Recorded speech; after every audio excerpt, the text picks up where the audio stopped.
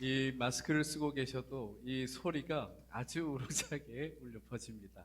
우리 한번 우리 찬양대 위에 격려 박수 하겠습니다. 귀한 찬양 매주마다 감사합니다. 네. 할렐루야.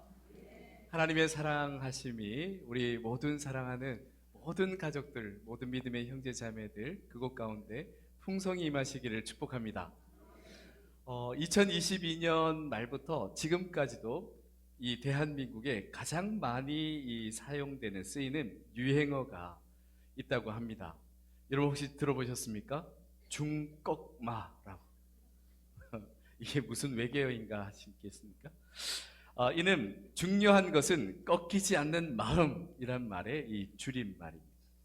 이 말은 2022년 카타르 월드컵에서 대한민국 축구 대표팀이 이 포르투갈전에서 기적과 같은 이제 승리를 하면서 16강 진출을 이제 확정 지은 뒤에 중요한 것은 꺾이지 않는 마음이라고 이제 쓰여 있는 태극기를 이제 들면서 이 말이 더욱 유명해졌습니다.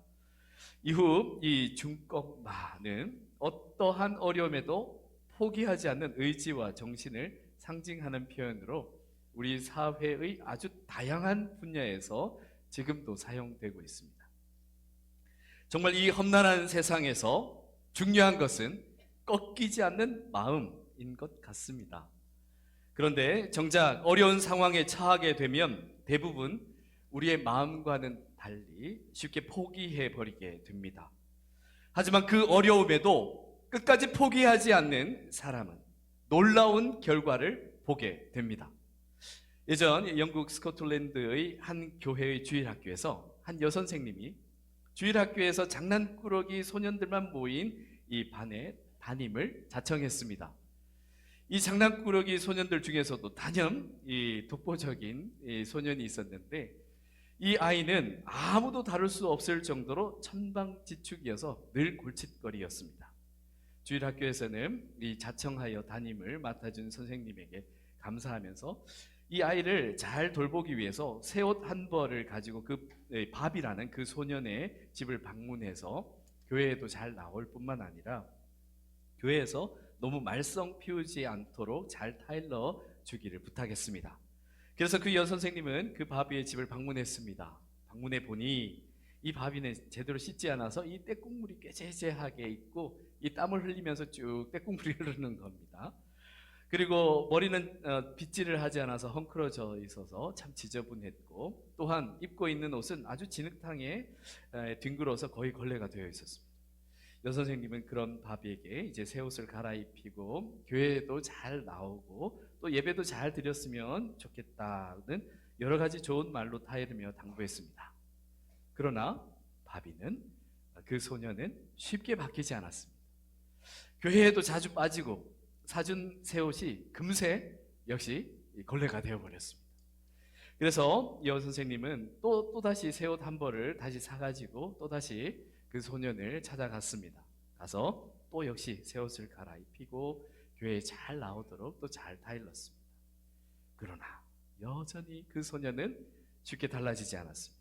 그런 이 소년의 모습에 이 여선생님은 그만 힘이 빠져버렸습니다. 그래서 주일학교 부장선생님을 찾아가서 자신은 이제 더 이상 이 소년을 어쩔 수 없다고 이제 난 포기하겠다고 이런 이야기를 합니다. 그러자 이 주일학교 부장선생님은 그 선생님에게 용기를 잃지 말고 계속해 보라고 격려합니다. 그리고 이 밥이라는 이 소년을 포기하지 말고 돌봐줄 것을 부탁했습니다. 이 부장선생님의 이 부탁을 뿌리칠 수 없었던 이 여선생님은 계속해서 그 곱비 풀린 망아지와 같은 그 소년을 계속 돌보기로 했습니다. 그렇게 그 여선생님이 그를 그리스도의 사랑과 가르침으로 포기하지 않았을 때 어떻게 되었겠습니까? 당연히 참 잘 되었습니다. 이 소년은 나중에 훌륭하게 성장해서 놀랍게도 선교사가 되었습니다. 그가 바로 그 꽤 역사에서도 유명한 이 중국 최초의 선교사인 로버트 모리슨 목사님입니다. 그는 성경을 중국어로 번역하여 수백만 명의 영혼을 주님께로 돌아오게 했습니다. 그 여선생님이 중간에 만일 포기했더라면 이 밥이라는 소년을 통해 후에 살릴 수백만 명의 영혼까지 포기한 결과가 되었을 것입니다. 그러나 꺾이지 않는 마음으로 한 생명을 포기하지 않았을 때 수백만 명의 생명을 구하는 놀라운 결과를 역사에서 보게 된 것입니다. 사랑하는 성도 여러분, 오늘 하나님께서는 이사야 선지자를 통해서 이 힘겨운 시대를 살아가고 있는 우리에게 포기하지 말라고 말씀하십니다. 그리고 세상의 고난과 유혹과 시험에 꺾이지 말라고 하십니다. 그랬을 때 얻게 될 영광을 이사야 선지자를 통해 오늘 우리에게 말씀하십니다. 우선은 당시 역사적 맥락에서 이 말씀은 이스라엘이 그 죄로 말미암아 역사 속에서 망하게 됩니다. 하지만 하나님의 약속대로 이스라엘 자손이 다시 예루살렘으로 귀환하게 될 것과 무너진 예루살렘 성전과 성벽이 재건될 것이라는 것을 예언하고 있는 것입니다.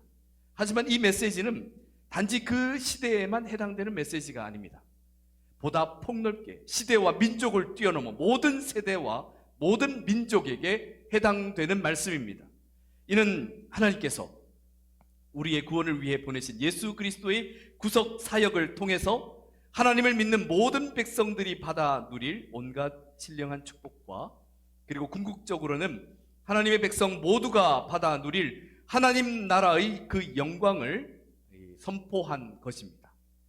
그런데 오늘 이 말씀에서 우리가 주의해서 볼 말씀이 있습니다. 이 하나님의 역사에 하나님의 백성들이 참여하여 그 영광을 함께 누리기 위해서는 반드시 해야 할 것이 있음을 알려주십니다. 오늘 본문 말씀 6절과 7절 말씀입니다. 예루살렘이여, 내가 너의 성벽 위에 파수꾼을 세우고 그들로 하여금 주야로 계속 잠잠하지 않게 하였느니라. 너희 여호와로 기억하시게 하는 자들아, 너희는 쉬지 말며 또 여호와께서 예루살렘을 세워 세상에서 찬송을 받게 하시기까지 그로 쉬지 못하시게 하라. 아멘. 우선 파수꾼을 세우라고 하십니다. 파수꾼은 다름 아닌 영적으로 깨어있는 하나님의 사람들을 뜻합니다. 그리고 바로 이들을 통해 하나님의 구원 역사가 이루어지도록 하나님께 주야로 쉬지 말고 기도하라고 하십니다. 이 기도 없이는 하나님의 구원 계획이 완성되지 않을 뿐만 아니라 그 구원 역사에 우리가 참여할 수도 없으며 그 영광된 자리에 우리가 함께 할 수도 없다는 뜻입니다. 자주 반복해서 말씀드리지만 에스겔서 36장 37절 말씀, 이 말씀을 마음에 꼭 새겨두시기 바랍니다. 주 여호와께서 이같이 말씀하셨느니라. 그래도 이스라엘 족속이 이같이 자기들에게 이루어 주기를 내게 구하여야 할지니라. 아멘. 하나님께서는 바벨론에서 포로된 삶을 사는 하나님의 백성들을 반드시 회복시킬 것을 아주 확실히 선포하셨습니다.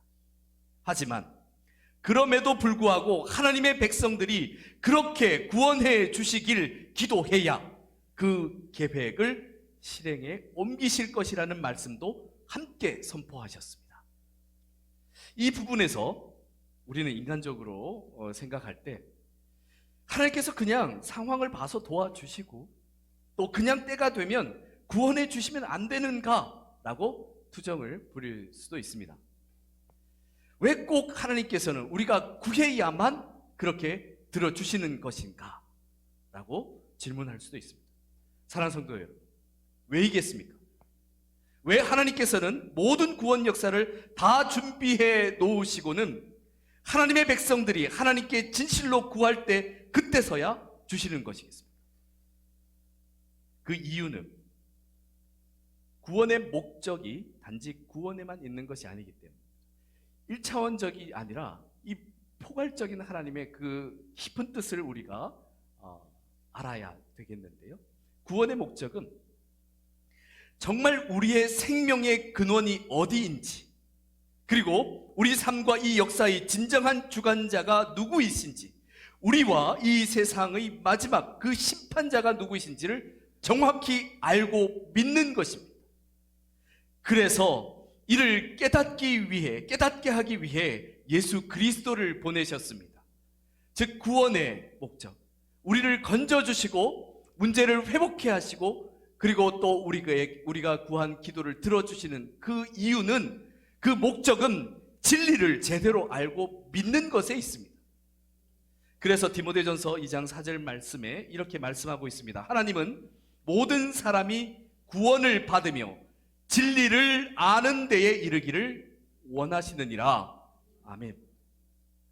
사랑하는 성도 여러분, 하나님께서 우리를 향하신 넘치는 사랑으로 구원 역사를 반드시 이루실 것입니다. 하지만 그러함에도 하나님을 향하여 반드시 구하고 부르짖으며 간구해야, 그래야 이 구원 역사가 완성될 뿐 아니라 그 구원 역사에 우리가 참여할 수 있습니다. 그런데 더욱 중요한 것은 하나님께 그렇게 구할 때 그냥 대충 구해서는 안 된다는 겁니다. 하나님께서는 우리에게 온 마음과 힘을 다해 도저히 잠잠할 수 없을 정도로 밤낮으로 계속해서 쉬지 말고 기도하라 하십니다. 기도밖에는 다른 방법이 없는 것처럼 우리가 감당해야 할 일을 성실히 감당하면서도 오직 이 문제 해결은 기도밖에 없다라는 그러한 각오로 기도하라는 겁니다. 하나님께 간절히 구하라는 것입니다. 사랑하는 성도 여러분, 주님께서는 우리가 기도해도 전혀 아무런 일이 일어나지 않는 것처럼 보이는 그때에도 포기하지 말라고 하십니다. 그리고 기도하고 있는데도 심지어 상황이 점점 더 안 좋아지는 것 같을 때에도 절대 기도하기를 포기하지 말라고 하십니다. 예수님께서는 제자들에게 쉬지 말고 기도할 것을 비유로 가르친 적이 있습니다. 그 내용이 누가복음 18장에 나와 있는데요. 예수님께서는 제자들에게 항상 기도하고 낙심하지 말아야 할 것을 비유로 말씀하셨습니다. 어떤 도시에 하나님을 두려워하지 않고 사람을 아주 무시하는 한 재판장이 있었습니다. 그런데 그 도시에 한 과부가 있었는데 그 재판장에게 늘 찾아가서 자신의 원수에 대한 이 원한을 풀어줄 것을 간청했습니다. 그러나 그 재판장은 역시나 그 과부의 청을 거절했습니다.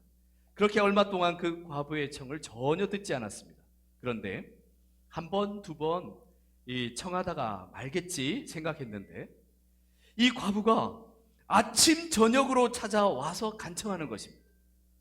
그래서 그 재판장은 속으로 생각하기를, 내가 하나님도 두려워하지 않고 사람을 무시하지만 이 과부가 나를 정말 번거롭게 하니 내가 그녀의 원한을 풀어주어야지, 그렇지 않으면 이 멈추지 않고 늘 찾아와서 나를 괴롭게 하겠구나 라고 생각했습니다.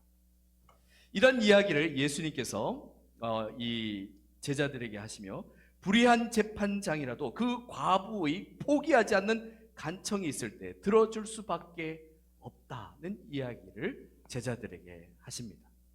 이 비유와 함께 예수님께서 이렇게 이 말씀을 더하여 주십니다. 누가복음 18장 6절에서 8절 말씀인데요. 주께서 이르시되 불의한 재판장이 말한 것을 들으라. 하물며 하나님께서 그 밤낮 부르짖는 택하신 자의 원한을 풀어주지 아니하시겠느냐? 그들에게 오래 참으시겠느냐? 내가 너희에게 이르노니 속히 그 원한을 풀어주시리라. 아멘. 사랑하는 성도 여러분, 이처럼 우리는 항상 기도하면서 낙심하지 말아야 합니다.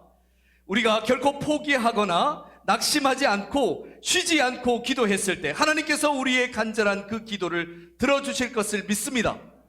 그래서 오늘 본문 말씀 8절과 9절 말씀에서도 하나님께서 이스라엘의 그 간청을 들으시고 응답하십니다. 여호와께서 그 오른손 그 능력의 팔로 맹세하시되 내가 다시는 내 곡식을 내 원수들에게 양식으로 주지 아니하겠고 내가 수고하여 얻은 포도주를 이방인이 마시지 못하게 할 것인즉 오직 추수한 자가 그것을 먹고 나 여호와를 찬송할 것이요 거둔 자가 그것을 나의 성소들에서 마시리라 하셨느니라. 아멘. 그런데 아까 예수님께서 제자들에게 비유로 가르치시는 말씀 가운데서 누가복음 18장 8절 말씀의 말미에 이런 의미심장한 말씀을 하십니다. 그러나 인자가 올 때에 세상에서 믿음을 보겠느냐. 이 말씀은 많은 이들이 그 응답을 얻기도 전에 포기해 버린다는 것을 지적하신 거죠. 그리고 제대로 구하지 못해서 쉬지 않고 구해야 할 그 목적에 다다르지 못한다는 것을 말씀하신 것입니다. 우리가 쉬지 않고 구하며 절대 포기하지 말고 구해야 할, 기도해야 할 이유가 무엇이겠습니까? 당연히 하나님께서 우리의 기도를 들어 응답해 주시기를 바라기 때문일 것입니다. 그런데 기도의 이유, 쉬지 말고 기도해야 할 이유가 그것만이 전부가 아닙니다. 우리가 쉼 없이 기도해야 하는 데는 더 중요한 이유가 있습니다.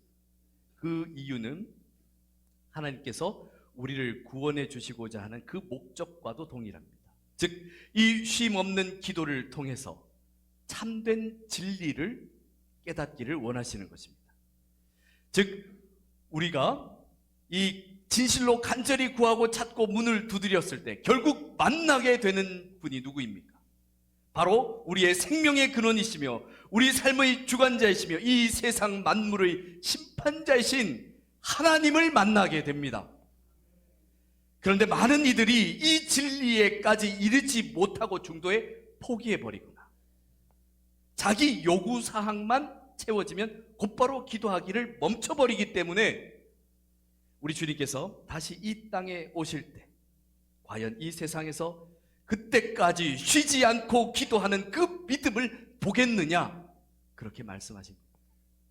사랑하는 성도 여러분, 우리의 기도는 단순히 청구서를 써서 하나님에게 보내고 그 처리만을 바라고 기다리고 있는 것이 아닙니다.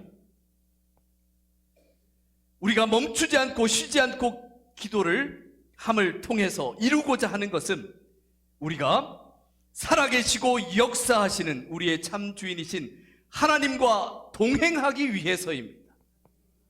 이를 위해 예수 그리스도께서 오셨습니다.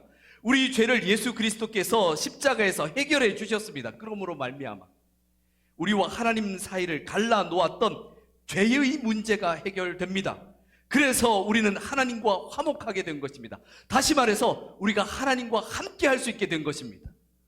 거기에 우리가 영원토록 하나님과 동행할 수 있도록 부활 생명까지 우리에게 주셨습니다. 사랑하는 성도 여러분, 바로 이것이 우리가 쉬지 말고 기도해야 할 참된 이유입니다. 자, 그렇다면 이제 좀 더 구체적으로 과연 어떻게 하는 것이 쉬지 않고 기도하는 것이겠습니까? 가장 기본적인 것에서부터 시작해야 합니다. 그 첫째는 우리의 기도를 듣고 계신 하나님을 항상 인식하는 것입니다. 하나님께서 항상 계신다는 것을 인식하는 것인데요, 데살로니가 전서 5장 17절 말씀에는 아예 오늘 설교의 제목인 쉬지 말고 기도하라는 말씀이 있습니다. 이 말씀에서 쉬지 말고라는 헬라어 원어에는 어떤 경우에도 절대 중단함 없이 계속하여 라는 의미가 담겨 있습니다. 이 말씀을 전했던 사도 바울은 인간이 견디기 어렵고 이해할 수 없는 극한의 상황에 이를 때라도 마음을 열고 끊임없이 기도해야 함을 강조하고 있습니다. 이는 도무지 기뻐할 수 없는 상황에서도 기도하는 것입니다. 결코 용서할 수 없는 상황에서도 기도하는 것입니다. 낙심만 밀려오는 상황에서도 기도를 멈추지 않는 것입니다. 그렇습니다. 항상 기도하는 것입니다. 멸망이 코앞까지 다가왔더라도 기도하기를 멈추지 않고 절망 속에서도 기도하며 반대로 희망의 여명을 기다리면서도 기도하고 일이 다 이루어진 후에도 기도하며 지루한 일상의 그 나태함을 애써 뿌리치면서도까지 또한 기도해야 한다는 겁니다. 그런데 어떻게 이렇게 항상 기도할 수 있는 것이겠습니까? 그 방법은 단 한 가지, 유일하면서도 가장 기본적인 방법입니다. 우리의 이 기도를 들으시는 하나님을 항상 인식하는 겁니다. 항상 인정하는 것입니다. 이 뜻은 이 코람데오, 하나님 앞에라는 아주 유명한 라틴어의 의미와도 같습니다. 성경 말씀 가운데는 여러분이 성경을 통독해서 읽어보시면 하나님 앞에라는 말이 수도 없이 많이 나옵니다. 출애굽기 19장 3절, 모세가 하나님 앞에 올라가니 여호와께서 산에서 그를 불러 말씀하시되 너는 이같이 야곱의 집에 말하고 이스라엘 자손들에게 말하라. 민수기 15장 40절. 그리하여 너희가 내 모든 계명을 기억하고 행하면 너희의 하나님 앞에 거룩하리라. 에스라 8장 21절. 그때 내가 아하와 강가에서 금식을 선포하고 우리 하나님 앞에서 스스로 겸비하여 우리와 우리 어린 아이와 모든 소유를 위하여 평탄한 길을 그에게 간구하였으니. 욥기 9장 2절. 진실로 내가 이 일이 그런 줄을 알거니와 인생이 어찌 하나님 앞에 의로우랴. 시편 61편 7절. 그가 영원히 하나님 앞에서 거주하리니 인자와 진리를 예비하사 그를 보호하소서. 아멘. 이처럼 우리 신앙의 기본이 하나님 앞에 있음을 항상 인정하는 것입니다. 그리고 인식하는 것입니다. 그러니 당연히 기도 역시 우리의 기도를 들으시는 하나님을 인식하는 것에서부터 시작됩니다. 즉 우리가 항상 하나님 앞에 있음을 인식하는 것이 바로 기도의 시작이며 기본입니다. 기도는 결코 독백이 아닙니다. 그저 혼잣말이 아닙니다. 넋두리가 아닙니다. 기도는 우리의 기도를 들으시는 분이 계십니다. 바로 지금도 살아계시고 역사하시는 하나님이십니다. 우리가 항상 하나님 앞에 있음을 결코 잊지 않고 항상 인식하는 것만이 우리를 어떤 경우에도 절대 중단함 없이 계속하여 기도 드릴 수 있게 하는 것입니다. 그리고 두 번째, 쉬지 않고 기도를 제대로 하기 위해서는 삶의 변화가 있어야 합니다. 기도는 결국 행동의 변화, 즉 삶으로 드리는 것입니다. 요한 1서 3장 22절 말씀에는 무엇이든지 구하는 바를 그에게서 받나니 이는 우리가 그의 계명을 지키고 그 앞에서 기뻐하시는 것을 행함이라 말씀하셨습니다. 즉 기도는 하나님의 말씀을 따라 순종하는 삶으로 드리는 것입니다. 그런데 이렇게 하나님의 말씀에 순종하는 삶이 하루아침에 가능하겠습니까?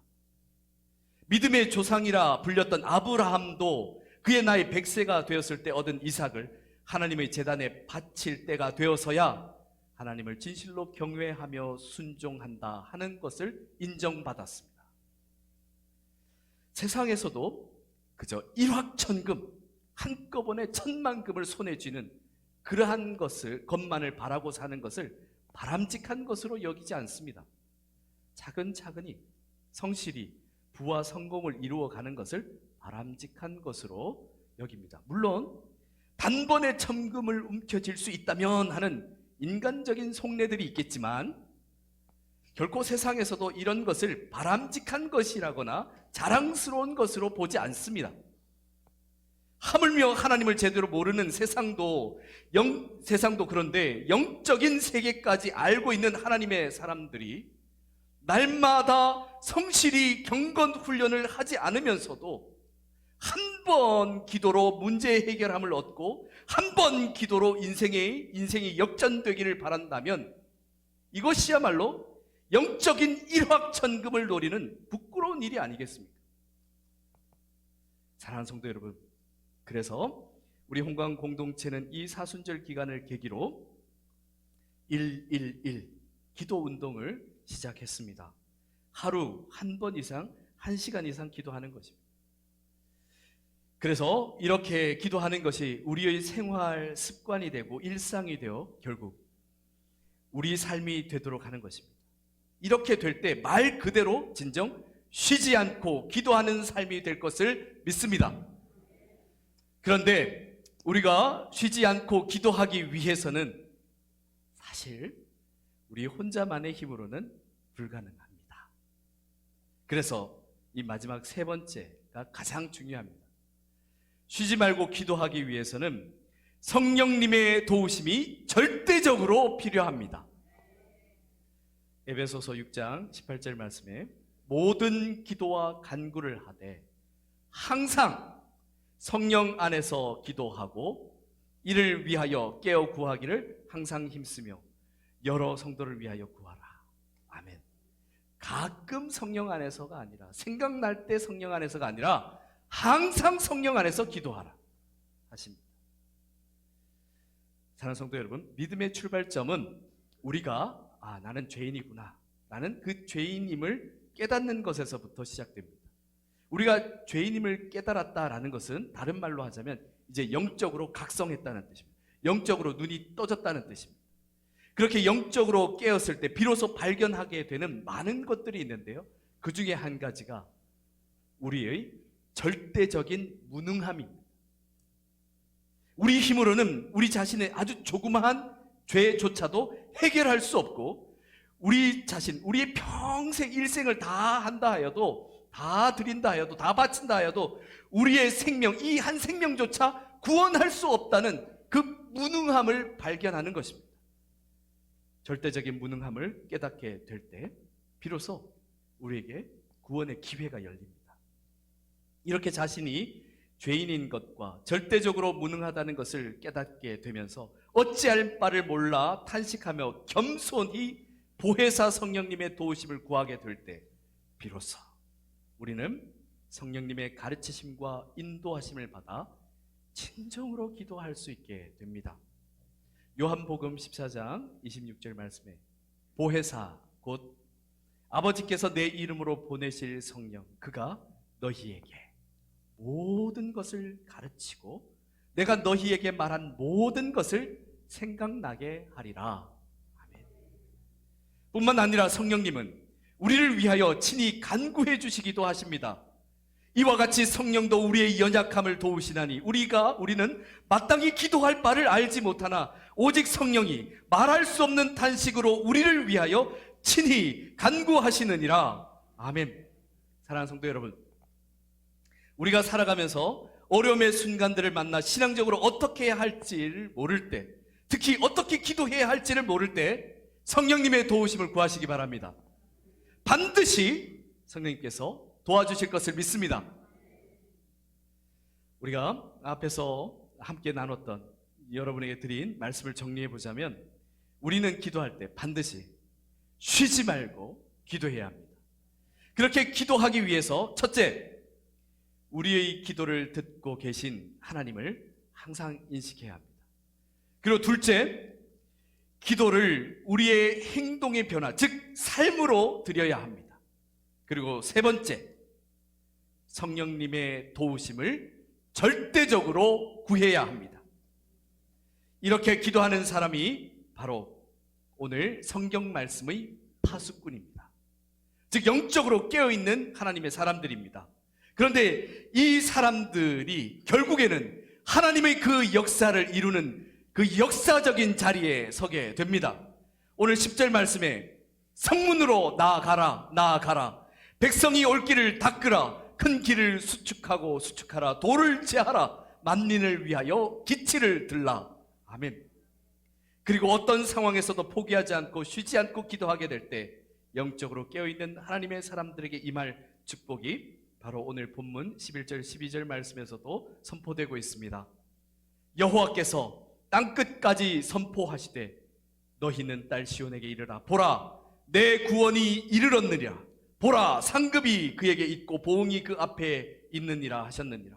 사람들이 너를 일컬어 거룩한 백성이라, 여호와께서 구속하신 자라 하겠고 또 너를 일컬어 찾은 바 된 자요 버림받지 아니한 성읍이라 하리라. 아멘. 주님께서 사랑하는 성도 여러분, 중요한 것은 쉬지 말고 기도하는 것입니다. 우리가 기도를 시작하게 될 때 하나님의 역사가 시작될 줄 믿습니다.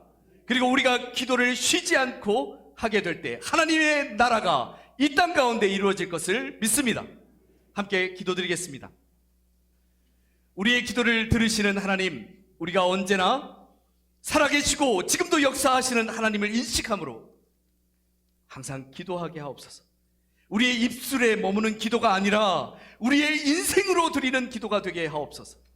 우리의 연약함을 겸손히 깨달으며 성령님의 도우심을 구하오니 우리의 기도를 가르쳐 주시고 우리의 기도를 인도하여 주옵소서.